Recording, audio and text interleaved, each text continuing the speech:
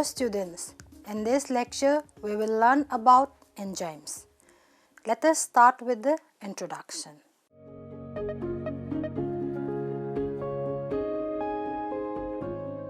Enzymes are catalytic proteins that increase the rate of chemical reactions in cells, and they do so without themselves being used up or altered permanently by the reaction, as well as without altering the chemical equilibrium between reactants and products.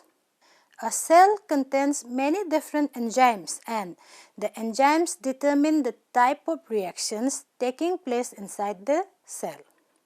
The enzymatic catalysis of the conversion of a substrate S to a product P by an enzyme E can be written as follows. The chemical equilibrium between the substrate and the product is determined by the laws of thermodynamics, and the enzyme is not altered by the reaction. Let us now see mechanisms of enzymatic catalysis. During the conversion of the substrate to product by enzymatic catalysis, the substrate is converted to a higher energy state called the transition state. The activation energy is the energy required to reach the transition state, and it acts as a barrier limiting the rate of the reaction. Enzymes increase the rate of reaction by reducing this activation energy. The increase in rate of reaction is same for both the forward and reverse reactions, as both the processes must pass through the same transition state. The enzymes bind to substrate in a specific region of the enzyme called the active site to form an enzyme substrate complex, and it involves lowering of the activation energy leading to the formation of the transition state. The active sites of enzymes are clefts or grooves on the surface of an enzyme formed by amino acids from different parts of the tertiary structure of the folded polypeptide chain. The binding of substrate to the active site occurs by non-covalent interactions such as hydrogen bonds, ionic bonds, and hydrophobic interactions. Most biochemical reactions involve the interaction of the enzymes with more than one substrate, and for such reactions, the enzymes provides the active site, which brings the reactants together in a proper position and orientation to form the transition state. Enzymes are highly specific catalysts, and their specificity results from intricate three-dimensional structure of the enzyme protein that interact precisely with the substrate. The enzyme-substrate interaction are explained by two models. The first one is the lock and key model and the induced fit model. In the lock and key model, the substrate fits precisely into the active site of the enzyme like a lock and its key. While in the induced fit model, the binding of the substrate to the enzyme causes distortions in the conformations of both the enzyme and the substrate, and the substrate conformation is changed in such a way that it resembles the transition state. In addition to distorting the conformation of substrates to approach the transition state, many enzymes may participate directly in the catalytic process in which specific amino acid side chains in the active site react with the substrate to form bonds with reaction intermediates. Next, let us take up cofactors. Many enzymes require other small molecules called cofactors for their catalytic activity, and such enzymes with their cofactors are called holoenzymes. while without their cofactors they are called apoenzymes. Enzyme cofactors can be metals and small organic molecules. For example, the enzyme carbonic anhydrase requires zinc ions as its cofactor, while the small organic molecule pyridoxal phosphate serves as the cofactor for glycogen phosphorylase. Next, let us take up coenzymes. The small organic molecules that act as cofactors are called coenzymes since they work together with the enzymes to increase the rate of reactions. Coenzymes are often derived from vitamins. They may be bound tightly to the enzyme, in which case they are called prosthetic groups, or may be bound loosely to the enzyme, in which case they act more like co-substrates. Unlike the substrates that are irreversibly altered by the reactions, coenzymes are recycled and they participate in multiple enzymatic reactions. One common example of a coenzyme is nicotinamide adenine dinucleotide, which act as electron carriers in oxidation reduction reactions. During enzymatic reactions, NAD+ accepts one hydrogen ion or proton and two electrons from a substrate to form NADH, which can further donate the electrons to another substrate, reforming NAD+. Next, let us take up regulation of enzyme activity. Enzyme activities are not constant and their activities can be regulated depending upon the physiological requirement of the cell.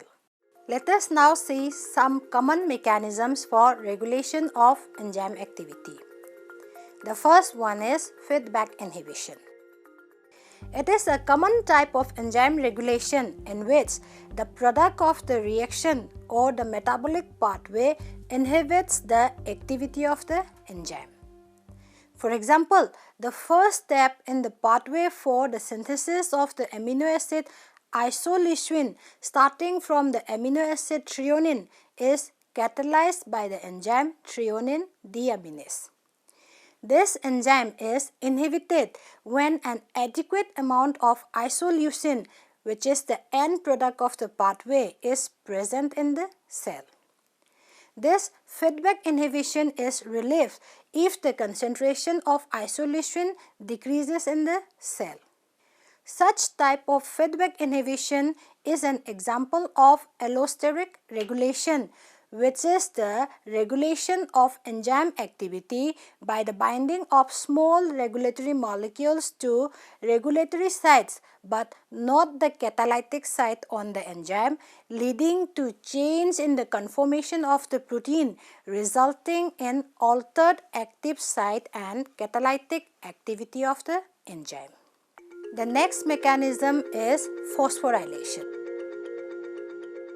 This is another common mechanism of enzyme regulation in which the activity of the enzyme is inhibited by a covalent modification involving addition of phosphate groups to serine, threonine or tyrosine residues, leading to stimulation or inhibition of the activity of the enzyme. One example of such type of regulation is the regulation of the enzyme glycogen phosphorylase, which catalyzes the breakdown of glycogen into glucose in muscle cells in response to epinephrine or adrenaline. The enzyme is activated by phosphorylation in response to the binding of epinephrine to a receptor on the surface of the muscle cell. The next mechanism is energy transformation by enzymes. Some enzymes may also transform one form of energy to another form. For example, myosin converts the energy of ATP into mechanical energy in contracting muscles, and the calcium ion ATPase of membranes uses energy of ATP hydrolysis for transporting calcium ions across the membrane, generating a calcium gradient in the process. Next, we will take up classification of enzymes. Enzymes were generally classified based on the type of reactions that they catalyze. However, in 1964, the International Union of Biochemistry established an enzyme commission to develop a consistent nomenclature for enzymes, which recognize 6 major groups of enzymes. The first are the oxidoreductases catalyzing oxidation-reduction reactions. The second group are the transferases catalyzing group transfers. Next are the hydrolases catalyzing hydrolysis reactions or transfer of functional groups to water. The fourth groups were the lyases catalyzing addition or removal of groups to form double bonds. Next were the isomerases catalyzing isomerization or intramolecular rearrangement in which bonds are broken and formed. The last groups were the ligases catalyzing joining of 2 large molecules forming a new bond. Let us now see the thermodynamics of enzyme reactions. There are 2 important thermodynamic properties of reactions that help in understanding the enzyme reactions. The first one is the free energy difference between the products and reactants, which determines whether the reaction will be spontaneous or not. A reaction can occur spontaneously only if free energy difference is negative, and such reactions are called exergonic. A system at equilibrium and with no net change has a free energy difference equal to 0. If delta G is positive, a reaction cannot occur spontaneously, and such reactions are termed endergonic. They require an input of free energy to drive the reaction. The delta G of a reaction depends on the free energy of the products or the final state minus the free energy of the reactants or the initial state, and the mechanism of a reaction has no effect on delta Z. For example, the delta Z for the oxidation of glucose to carbon dioxide and water is the same whether it occurs by combustion in vitro or by a series of enzyme catalyzed steps in a cell. The standard free energy and the equilibrium constant of a reaction under standard conditions, which is K prime equilibrium, are related by a simple expression where delta Z naught prime is the standard free energy change at pH 7. The next is the energy required to initiate the conversion of reactants to products, which determines the rate of the reaction. The rate of a reaction depends on the free energy of activation, which is largely unrelated to the delta Z of the reaction. Enzymes alter only the rate of reaction by facilitating the formation of transition state, but not the equilibrium of reaction, which is a function of free energy difference between the reactants and the products.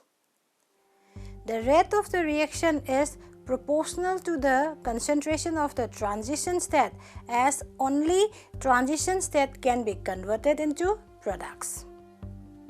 The difference between the free energy of the transition state and the substrate is called the Gibbs free energy of activation or the activation energy. Enzymes accelerate the rate of reactions by decreasing the activation energy.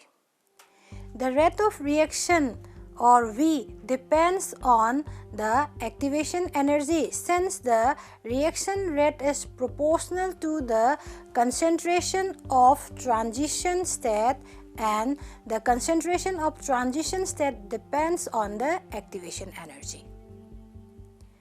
When a transition state is formed by the combination of substrate and enzyme, the transition state energy is lower than that of the reaction without enzyme catalysis. Next, let us take up the Michaelis-Menten model for enzyme kinetics. Enzyme kinetics is the study of the rate at which an enzyme acts. In 1913, Leonard Michaelis and Maud Manton proposed a simple model to account for the kinetic properties of many enzymes. A plot of the reaction velocity as a function of the substrate concentration for an enzyme that obeys Michaelis-Menten kinetics shows that the maximal velocity is approached asymptotically. The Michaelis constant, or Km, is the substrate concentration yielding a velocity of maximum velocity divided by 2. Michaelis-Menten equation Km, which accounts for the kinetics of enzyme reaction, is given by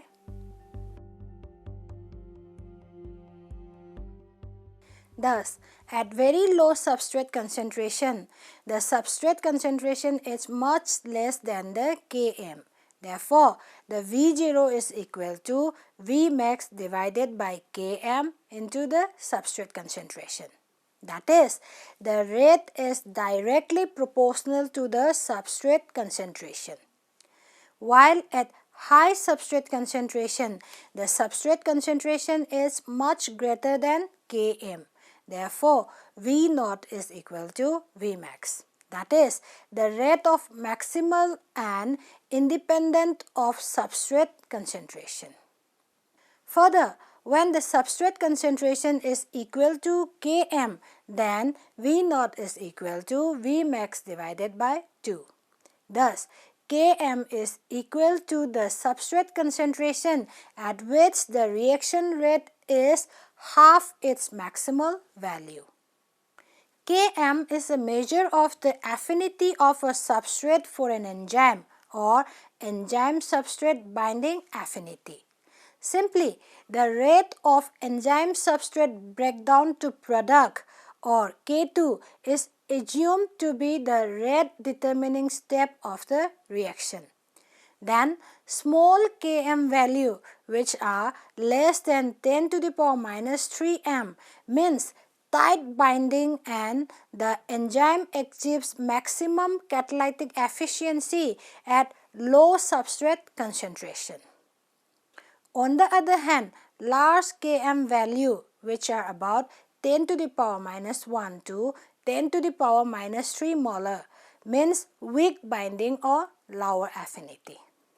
Turnover number of catalytic constant, or Kcat, provides the rate at which the enzyme-substrate complex proceeds to form enzyme plus product. It represents the number of catalytic cycles undergone by each active site per unit time. The rate constant of the reaction when enzyme is saturated with substrate can be calculated. For first order rate constants per second, the turnover number is equal to Kcat equal to Vmax divided by Et, where Et is equal to total enzyme concentration. The Kcat per Km gives the catalytic efficiency of enzymes. It reflects both binding and catalytic events and indicates how the velocity of reaction varies according to how often the enzyme and substrate combine. It is considered the best value to represent the enzyme's overall ability to convert substrate to product. The upper limit is diffusion controlled at 108 to 109 per molar per second, which represents the maximum rate at which two freely diffusing molecules can collide with each other in aqueous solution as enzyme and substrate. The Michaelis-Menten model, however, cannot account for the kinetic properties of many enzymes, including the allosteric enzymes. Such enzymes usually consist of multiple subunits and multiple active sites, and they display sigmoidal plots of the reaction velocity or V0 versus substrate concentration, rather than the hyperbolic plots predicted by the Michaelis-Menten equation. Next, let us see enzyme inhibition. The binding of specific small molecules and ions serve as the major method for inhibiting enzyme activity in biological systems. For example, allosteric enzymes control. Enzyme inhibition can be either reversible, which is characterized by a rapid dissociation of the enzyme inhibitor complex, or irreversible, characterized by very slow dissociation of the enzyme from its target. Enzyme inhibition can be competitive inhibition or non-competitive inhibition. In competitive inhibition, the inhibitor molecule occupies the catalytic site, preventing normal substrate from binding. The binding of competitive inhibitors to the active site are generally reversible and can be reversed by either diluting the inhibitor or by providing excess substrate. Some compounds called the transition state analogues usually have a higher affinity to bind with the enzyme than the substrate of the enzyme, and such compounds act as common competitive inhibitors. In case of non-competitive inhibition, the inhibitor binds reversibly to the site other than the active site, so that the substrate can still bind to the enzyme, but there is no catalytic transformation, since the binding of such inhibitor usually results in conformational change.